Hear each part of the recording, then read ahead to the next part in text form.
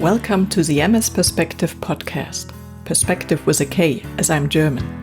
I'm Nele Handwerker, MS patient, patient advocate and author. I'm bringing you interviews, inspiration and information about living with multiple sclerosis and show you ways how you can positively influence the disease and make the best out of your diagnosis. On ms-perspektive.com you will find the show notes, 11 free tips as a PDF and lots of other information. And now the show begins. This podcast is supported by Mid-Mission, a project of the nonprofit Hertie Foundation.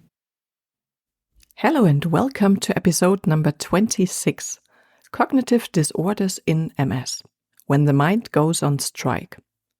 This time is about an invisible MS symptom, cognitive impairment. At least 40% of people with MS suffer from it, but the number could be significantly higher as there are still no standardized tests that are regularly performed on everyone. In recent years, however, more and more attention has been paid to the invisible symptoms as they are also interesting as early indicators of physical impairments occurring later. Moreover, nowadays, treatment providers try to stop multiple sclerosis as completely as possible, and for this, it is important to detect all deteriorations in order to be able to take countermeasures if necessary. How do cognitive disorders manifest? You notice it when you can no longer follow a long conversation or an explanation properly, and this doesn't mean complicated lectures or long speeches. When you have to read a text over and over again, this is not about Hermann Hesse's endless sentences, which are probably difficult to grasp for most people. No, it is about an above-average poor comprehension and a strongly reduced memory. Your counterpart has to explain something to you for the third time. You listen as best as you can, you want to understand, but either you don't succeed in the first place or the information is not stored permanently. This is frustrating. Cognitive disorders can also mean that you try to plan something and act on it, but often fail. This can be in the private sphere when it comes to cooking a meal or to work procedures. Maybe you also experience problems with word finding. Everyone has that from time to time, but if it becomes a frequent problem or you don't really know the meaning of words, then MS may be to blame. Often thinking also becomes more rigid, taking a different perspective or being open to arguments or new insights that all of a sudden completely change the state of affairs. All these problems are also known to people without multiple sclerosis. But then there's usually a reason, such as severe fatigue, increased alcohol consumption, other intoxicants, disinterest in the subject, headaches, other pains or distracting factors. Meanwhile, in people with multiple sclerosis, cognitive impairments may be part of the clinical picture.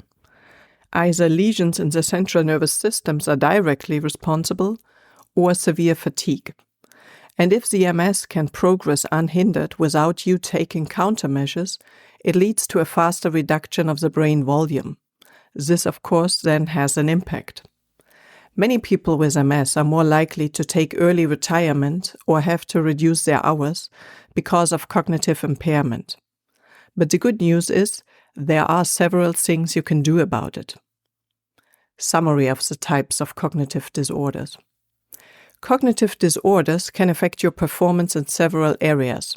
These include memory with both short and long-term memory, attention and concentration like listening, reading, speaking, mental flexibility, information acquisition and processing, the ability to keep in mind or process several things at the same time, meant multiple tasking, the ability to plan and execute.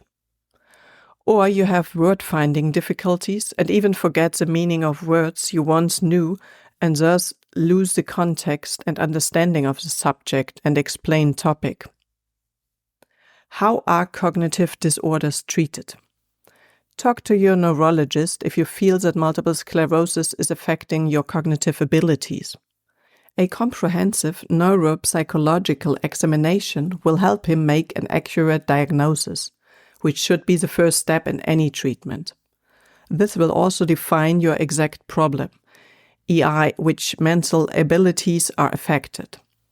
If, for example, fatigue is mainly responsible for your problems, a different treatment must be initiated than if depression is a cause.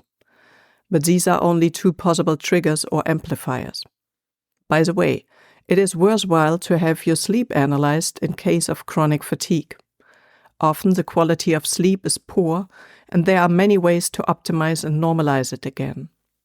In general, you should participate in life as actively as possible to exercise your mind, but plan regular breaks where you can relax. With the right balance of challenge and relaxation and targeted training, seemingly lost abilities can be reactivated and improved. For example, you can become more attentive and train your perception. If the training does not achieve the desired effect, it is necessary to compensate for the lost abilities. Here you learn new behaviors to better manage your time, including necessary breaks, to organize yourself, or to train your memory. In your working life, it may be required that you inform your colleagues and superiors about what is no longer possible. Of course, it is always good to point out your current possibilities and make it clear that it is not a case of bad intentions, but of force majeure. Perhaps you can continue to perform your task with a different approach, be it sequence, more breaks, or use of aids. Feel free to ask your doctor, physiotherapist, or occupational therapist for advice. What alternative methods, aids, and medications are available? Relaxation techniques can be a cornerstone that helps you regain your quality of life. The more you put yourself under stress because something doesn't work the way it used to, the more you feed the problem. Try to deal with it as calmly as possible and don't be angry with yourself, your body, or your mind. Meditation, yoga, autogenic training, or Tai Chi are some possibilities, but there are many more. Time management is a skill that can help you cope better with everyday life. It teaches you to eliminate distracting factors and to bundle tasks so that you can work through them more efficiently and not constantly jump back and forth in your mind.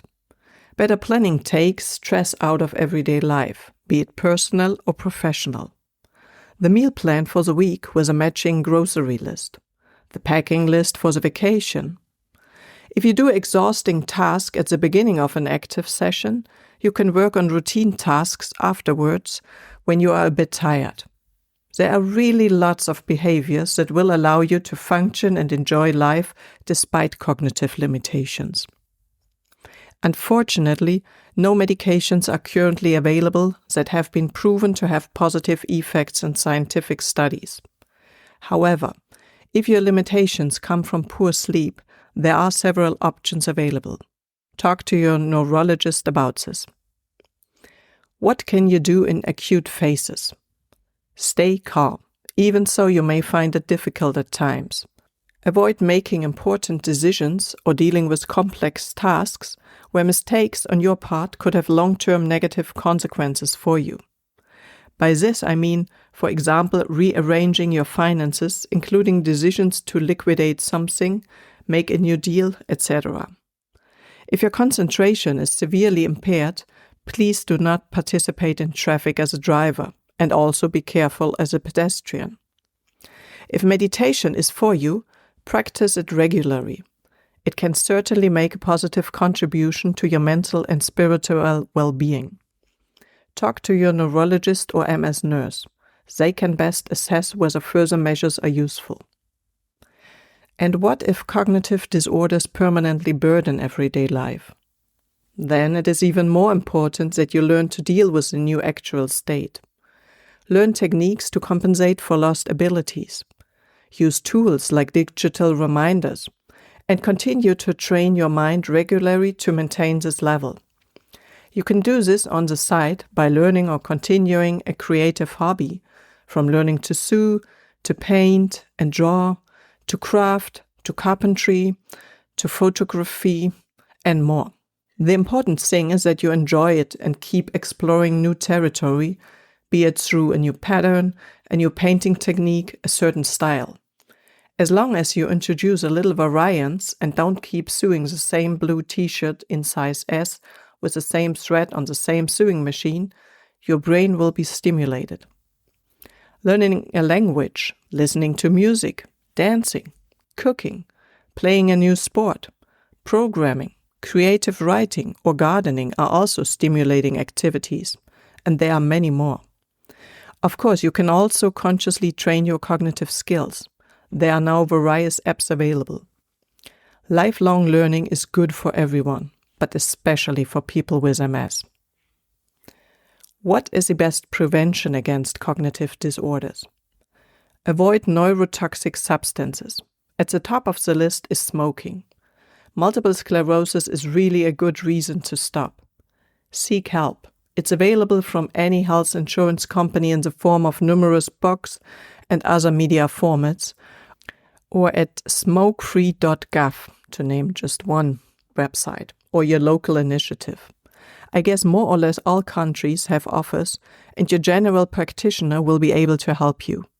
You might want to listen to episode number 22, the interview with Dr. Claudia Mark, Smoking and MS, Why and How to Quit. Alcohol also damages the brain with steady use and even more and so in higher amounts or in high percentage form. I have been drinking almost no alcohol since my diagnosis in the summer of 2004, and my brain volume is age appropriate. It is one piece I can contribute to a positive prognosis. After an initial phase of adjustment, you can live with it well, and if someone in your circle of acquaintances can't handle it, it's not your problem, but that of the other person. Other intoxicants should also be avoided, of course. And if you follow a strict diet, such as vegan, then please make sure that you get all the nutrients you need in sufficient quantities and take supplements if necessary. Finally, as always, a functioning disease-modifying therapy, together with a healthy lifestyle and a balanced state of mind, is the best prevention. Food for thought. Regular training of your mind, if possible daily or at least several times a week, helps you best. Your brain behaves like a muscle. More training strengthens it, and without training it becomes weaker and weaker. And as with physical training, it is important to take breaks and of course drink enough, preferably water, tea or diluted juices.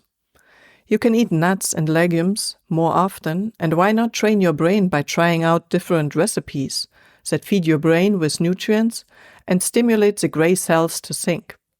It doesn't get much better than that, does it? Delicious and healthy. And one last question for you. Are you or have you already been affected by cognitive disorders? And if so, how do you deal with it? I would love if you share your experiences with me and write to me. Thank you for listening to that podcast. I hope it was interesting, and I hope it gave you quite some insights into the topic of cognitive disorders. By the way, next time I'm talking to Dominika Czarnota-Czajkowska from Poland about how it is to live with MS in Poland. Dominika herself is a Secretary General of the Polish Multiple Sclerosis Society in Warsaw, Poland.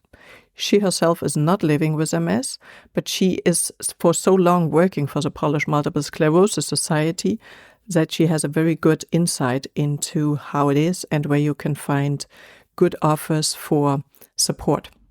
So tune in again and hear you next time. Thank you for listening today. I hope you found it helpful. You may also be interested in the previously published episodes and posts, which you can find at ms-perspektive.com/podcast. Perspective with a K. You can also get a free PDF with 11 tips for your positive impact on MS at ms-perspektive.com/newsletter. If you'd like to get in touch, you can reach me at nele@ms-perspektive.com or on social media. See you next time.